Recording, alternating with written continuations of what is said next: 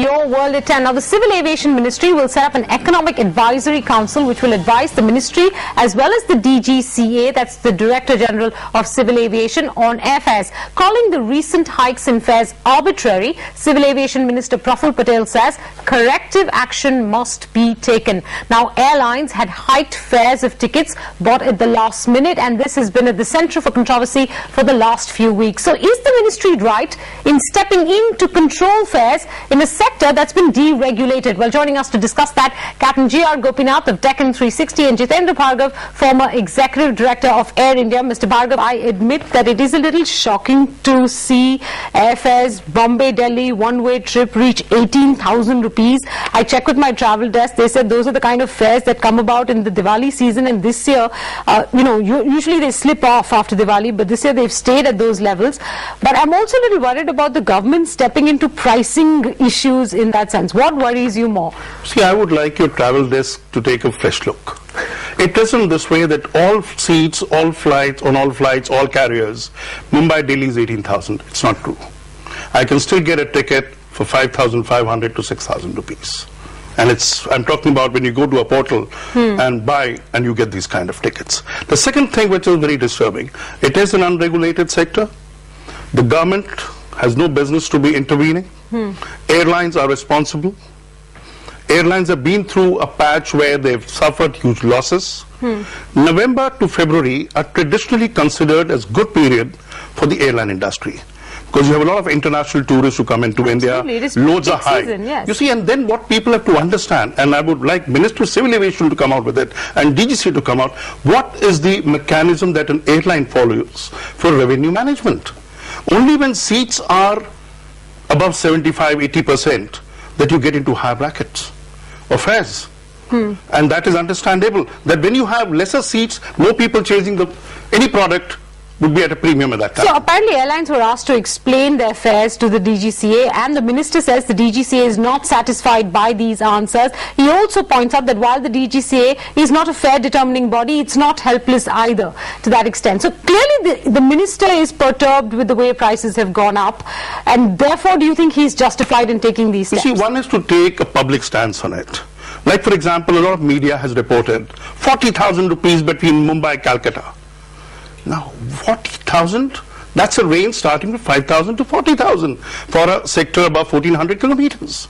Why are we getting onto it? Not even 0.0001% of travelers would pay that kind of fare. If at all, there is a situation where flight is full 100% on consecutive days and people have no choice. But it's not going to happen, and let me explain. I have gone through, after such a minister's press conference in the afternoon, to look at the kind of fare levels. December 24th, Christmas Eve, not very much difference. It starts from 6,000, 24,000 for a Mumbai-Calcutta ticket. But that's understandable, and that's been there for a long time. All right, understandable you say. Do you agree, Captain Gopinath? Is it understandable? Do you smell something fishy here? People have been using the word cartelization for the last couple of weeks. Or do you think that it's only fair that a very beleaguered airline sector is finally seeing good load factors and is making hay while the sun shines? I think there are larger issues here. Of course, the intentions of the minister are good, but I don't think he can really be effective, because there's no legal way for him to rein in the airlines.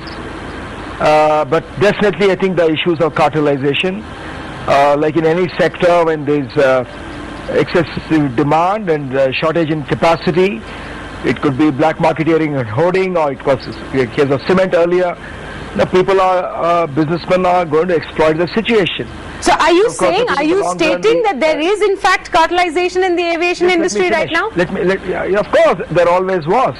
There was a big cartel of 3 airlines in the early days of, when there were only Indian Airlines and Jet and one more airline. There was always cartelization, and we all know this. This is the old game in India. Why blame the politicians? The business people who have the license. Initially, it was Indian Airlines which was opposing allowing private sector to come in, just like Doordarshan was opposing the other channels to come in. and then once when you get a license, you want you ensure that others don't get a license. If there is cartelization, firstly, Captain Gopinath, if there is cartelization, firstly the ministry should investigate that. But more than the ministry, maybe we should leave it up to independent bodies. For instance, the Competition Commission of India to investigate these matters and allow for them to take the right remedial measures as opposed to allowing for a ministry to step in. Yeah, Manika, that's exactly what I'm saying. Allow me to complete. Sure. That's the reason I said it may be a good intention for the minister to say that, or the DGCA, but there's nothing they can do about it. What we need is a very, very robust and strong competitive commission, which is there now, but I don't think it has much legal teeth. It needs to be empowered with both criminal as well as civil jurisdiction to prosecute people for criminal offences for price fixing. And I think there was some kind of a price fixing when all the airlines got together in a hotel room and fixed the minimum base price when the airlines were losing money. Neither when you are losing money nor when you are making money due to your cartelization, you can allow in any sector this kind of price fixing. Let me get Mr. Bhargav's view on this issue of cartelization. Do you believe that this is an issue of cartelization? If it is, considering that the Competition Commission, even if it was to take this up, would take time to go through the due process, maybe the fact that this threatening posture adopted by the ministry has helped bring prices down, as I'm told, is good enough in the short-term interim. At least consumers are not being cheated. You see, the chairman of the Competition Commission will certainly look into it, and I hope he does it speedily. Someone and has come to out with register it. a case or a complaint. No, the fact is, he is seized of the matter, Okay. and he should take a fair, holistic view and come out with it. There's no denying the fact. But using the word cartelization, you go through any sector these days, and you'll have a range starting from 6,000 to 24,000. So then how do you Now, how do you justify cartelization, number one? Number two, seats are a perishable commodity. Right. Which airline would like to go with empty seats? Because if you increase the fares in an unrealistic manner, the number of passengers are going to come down. How elastic is this? You know, in the sense that, so many people are traveling on business now, it's almost impossible to postpone.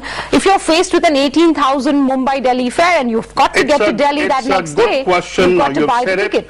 The absolutely ministry should take part of the blame. Let's look at January-October load factors. The market has grown by 18.3%. The capacity by a mere 9%. So naturally, airlines have reaped the bonanza of higher load factors. And as Captain Gopinath very rightly said, the existing airlines haven't apparently allowed newcomers to come in. And the existing airlines believe these happy days may not last very long. These are unproven allegations. I'm not fighting for airlines. I also want cheaper airfares. But Captain Gopinath, explain one thing to me, since you were you brought in the low-cost revolution. The allegations nowadays are that low-cost fares often are close to full fare flight prices, in that sense. So what's happened, or what's gone wrong with that model? Or again, is it just that all of these airlines are coming out of a difficult period? They see customers willing to buy tickets at higher prices right now because it is peak travel season, and therefore they've hiked prices. Purely from the airlines' philosophy, I think in the long run it's not good for the airlines themselves. They're shooting themselves in the foot by doing this kind of exploitation, because you're not going to expand the market. But having said that, we all know that these airlines, in their difficult days, they got together, they formed an association, and they put a minimum fare. You don't have to be an airline analyst to see it. You go to the website, the starting fare, there is a minimum fixed starting fare with all the airlines. That is, in my opinion, price fixing. But having said that, I think the government has to think hard and think long and come with some strategic decisions to ensure that at all times you have sufficient capacity and sufficient competition. And not only in the airlines, and most important in the infrastructure providers, airports. We have got monopolies in the airports now. We removed the inefficient public sector monopoly and replaced it with efficient private sector monsters. What's the solution? As of today, the ministry has appointed an economic advisory council to help both the ministry and the DGC on fares. Is that a body that you would like to see? No, Menaka, the thing is, the regulator is for the airports. He's from the Act of Parliament. Only he has got legal status. But he's very new. The regulator is regulating. The regulator is regulating their monopoly. He's not regulating competition. We need alternate airports, so that airports must compete with each other. and charge lower user fees to that extent. Yeah. All right, we're almost at the end of our time, so I'm going to give both of you chances for closing comments. Again, I'll go back to the first question that I asked. Of course, as a consumer, I feel that these are unfair prices. But as from an airline point of view, I could also ask the question that when we were running empty, the ministry didn't call up passengers and ask them to fly with us. So now, whilst we can make the hay when the sun is shining, why would you stop us? You see, 2 points. One, there's no denying the fact that the low-cost airlines are the ones who have jacked up the fares more than what the legacy carriers have, number one. But let's go back in 2007-2008 period. What happened then? The legacy carriers dropped their fares closer to the low-cost fares being charged. Right. Now what has happened in today's of high season? The low-cost airlines have jacked up their fares and come closer to the legacy carriers. Okay. Now this, as Captain Gopinath very rightly says, is not desirable. There should have been a semblance of kind of concern for passengers. After all, it's the passengers which are going to be loyal to you and going to keep paying you fares. And if the airlines are being short-term about it, what's the solution? Is it the EAC, as the ministry has appointed today, to advise the DGCA and itself on a prices? counselling session rather than a threat that, look, you better mend your ways, otherwise I take you to task. A counselling session in a sector where the two leading airlines have in fact signed an alliance several years ago and are currently being investigated by the Competition Authority. That's right, yes. How effective is counselling going to be? Competition Commission came in only about a year and 4 months ago. Yeah. Now it needs to be given ample powers, and you can't say, okay, after they have dealt with it, you still have provisions for court and all those kinds of legalities to get through. Let them come and say, this is what is wrong and this is what will not be allowed. Now the reality is, Competition Commission, I fortunately know the incumbent chairman, and I'm confident that he will take them to task, and something the government must give powers to them and say, look, their word is final and you cannot take customers for a ride. They do have the powers, they just have to prove it. Last word to you, Captain Gopinath. Are you feeling good for the airlines? They're finally making some money, or bad for consumers? We're paying through our noses. No, I think it is not good in the long run for the consumers or for the airlines themselves.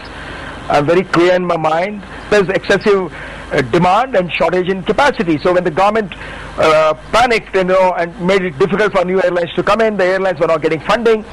So now we have one airline went bankrupt and two airlines merged. There is a kind of a cartelization that is taking place. So whatever the government is doing now doesn't have legal teeth. All this advisory and all this moral lecture will not help. What we require is, on the one hand, good policies to ensure that you always have a lot of competition, lot of capacity, which the market must determine. And on the other hand, a very strong competitive commission with legal teeth to prosecute both criminally and otherwise on companies, not just airlines, who resort to these kind of malpractices. Only they can do that because of evidence. All right, Captain Gopinath, sorry, forgive me for interrupting you there, but we're entirely out of time. Thank you very much for joining us, and thank you, Mr. Bhargav, for joining us in studio. With that, we need to wrap up this discussion and this show. Thank you very much for watching. Stay tuned to CNBC TV 18. Coming up next is The Phone.